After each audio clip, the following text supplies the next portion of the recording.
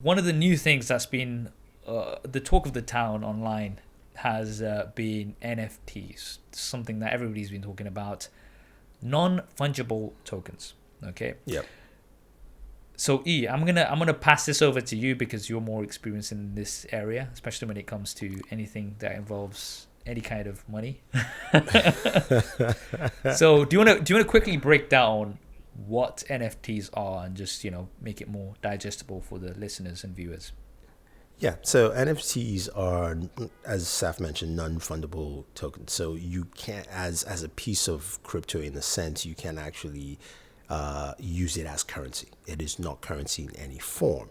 But what it allows you to do is to capture either art or content in a way, and then have that run through as it's tied to crypto. So basically, either tied to Ethereum or whichever, depends on what the NFT is based off. But a lot are based off Ethereum, so that it's trackable. So give you a very simple idea. Again, it may sound difficult, but a very simple idea.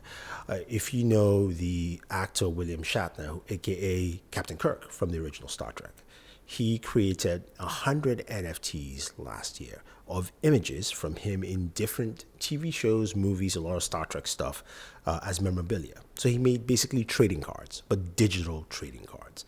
Now they were labeled 1 through 100, right? And he sold them off. Now, here's the thing about it. It's like you can sell it off, and of course, like anything else, he's William Shatner, so which means it would be priced higher. At least they'll be bidding for it, right? That's the first half. The second part is that once, say for instance, I buy his Star Trek, episode 5, NFT, I can now sell it.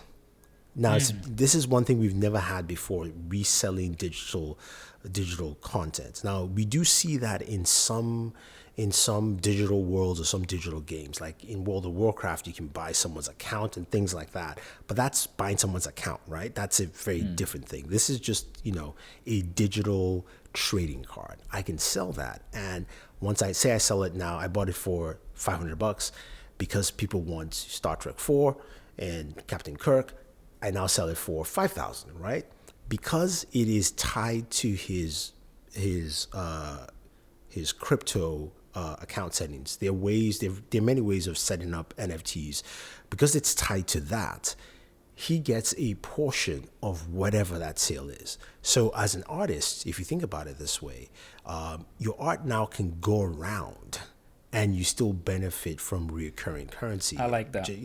Almost like a fraction of the sale. So there's like a 10% fee whenever you sell it off to someone else, because the originator of the art, is not making any more. And even if Yeah. even if I sold it for $1 million, then William Shatner now gets 10% You of that could, million. and he could set a percentage. So you could say, okay, 10%, 5%, whatever it is at the start, right? So Yeah. now this is quite interesting because I mean the example that I was always kind of going back to, because a lot of people are like, yeah, but it's a digital asset, right? So if we kind of take it back to actual art, right, physical art. So if we look at some of the most expensive paintings, whether that be the Mona Lisa, something from Van Gogh, or Monet, you've got these amazing pieces of artwork which people will pay good money for, right? And they're unique. But now this is kind of in a way similar, but now bringing this to a digital form. Now the difference here, which I think what a lot of people struggle to grasp, is okay. You've got many copies of the Mona Lisa. You've got many copies of all of Monet's paintings, etc. Right? There's loads around the world, but the original is the original, right? And that is a physical piece of artwork which cannot be replicated exactly. Now, when it comes to digital art, I think this is an amazing thing for digital artists, right? So we've seen some, I was just saying on a Clubhouse chat that say Banksy was to create and he has he done that, right? Or if he had a piece of artwork, right, that he had made and it was an NFT, I can see that having a lot of value, and once it's sold and sold again and sold again, then he's still benefiting, which I can really see a market for. The only thing with a digital asset is, I mean, like, say you make something in Adobe Illustrator, you can save off pretty much the same original piece of artwork as many times as you want. Essentially, it's not like a physical piece of art which you do a painting of, and there is only one of those in the world, right? There's only one of those in the world. So that's, I think, one of the things that a lot of people are kind of struggling to get their heads around as well. I mean, I think you just have to look at it this way. If you make many copies, then the value, of course, decreases as well. I mean, just in terms of price. So, for instance, my example, as we talked about, I said, look, what if we create an NFT of Colonel Singala in his homeland, a special piece, right? If I made, I don't know how many people want that, but if I only made one and there were 10 people who want it, there's a higher demand for it, right?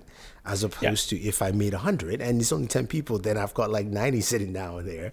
Yeah, but it's still a digital asset, whereas it can be replicated more easily than a physical piece of artwork, is what I'm saying.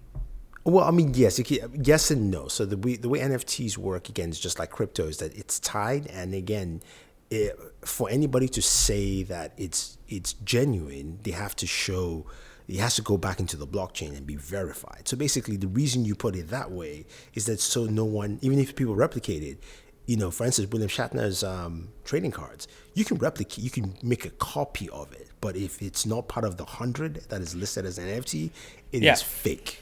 And with everything, value is what people make it. Right now, the reason why $1 is worth $1 is because it's backed up and everybody believes that it's $1. If it's not, and if it goes like the Zimbabwe dollar, which was 1 trillion, to a point where it's just not worth the paper that it's on, sort of a thing.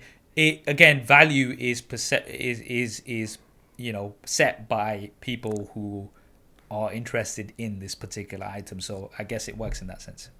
Yeah, it definitely works. And I think as long as people look at it in that aspect, and I know a lot of people are rejoicing, but I think it's going to help a certain segment of individuals kind of get into the digital age in a better fashion.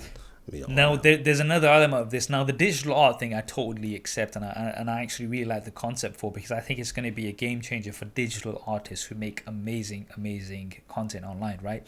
But then there's the other elements of it. So, Jack Dorsey, the co-founder of Twitter, he has put up his first ever tweet, right, as an NFT, and currently the highest offer is $2.5 million. Right now, this is on the verge. The way they're kind of describing it is what you're purchasing is a digital certificate of the tweet. So the tweet is openly available. You can see it. You can take a screenshot of it, whatever. Now, it's unique because it has been signed and verified by the creator, Jack Dorsey, right? Yeah. So in other words, think of it as you're buying an autograph.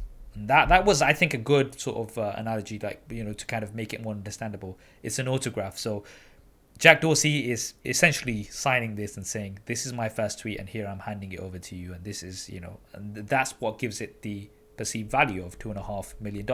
By the time you're listening to this, it might be much higher. We don't know. Yeah. That actually brings a very interesting point that I had a conversation with Sam, and hopefully we can discuss this another time, because I think it really bears in mind one of the questions that he posed. He said, we need to understand as we move and grow in the future on this planet that we are going to have two types of lives, our physical lives and our digital lives, which we already do, but nobody understands. And he was saying, look, in our physical lives, in America, you've got Social Security, you've got your signature. It's funny he mentioned that. It's like we need to have these same things digitally so that it verifies who we are. And you just mentioned it's an autograph. And in my mind, I'm still going, I would prefer, like you said that, and the first thing I thought was I prefer his physical autograph than the digital one. But then again, I know that in maybe 20 years' time, we will write less physically, or we may still write, but on a digital, platform, whether it's a tablet or something like that. So where is that? We need to almost solidify that aspect before we start. You know what I like? So I heard this on Marquez's Waveform podcast, and one of the things they kind of mentioned was they were talking about Justin Malo, who's like an amazing digital artist. But one of the kind of, I think what would be great going forward is a combination of the two. So say there's a digital artist who makes an amazing piece. Maybe it's one, maybe it's a limited edition of 10 or the 100 that you were saying, right? But then also has a physical aspect to that when you buy this NFT, you're getting the digital certificate, but you're also getting a physical piece bundled along with that, right? And I think that kind of makes a lot more sense, because then it kind of brings both the worlds together. That's what I see the future personally going forward of how all of this will play out, and the way it'll actually make it a lot more accessible to everybody else as well. Yeah, man. I think it does. I think that's a nice bridge until maybe we go all digital and we don't care about a lot of physical things. But this is true. You know, I think that's a good bridge that where most people will understand, or at least a certain generation of people will go like, okay, I get it. I can always display this on any of my devices or anywhere I go digitally, but also have it here at home, you know, physically, that kind of thing, physically. So I think there's a different path to where it goes. It's interesting. There's a lot of potential. Watch out for the NFTs of Colonel Singala coming up soon. Yes, Singala in the village, Singala on the throne, Singala's wives. I'm sorry, Singala on the throne. Yeah. I hope you enjoyed that clip. If you want to hear the full podcast episode, then that will be linked down below. And if you want to see more clips like this, then be sure to subscribe and hit that bell icon so you don't miss them. Thanks for watching. This is Saf on SuperSaf Speaks, and I'll see you next time.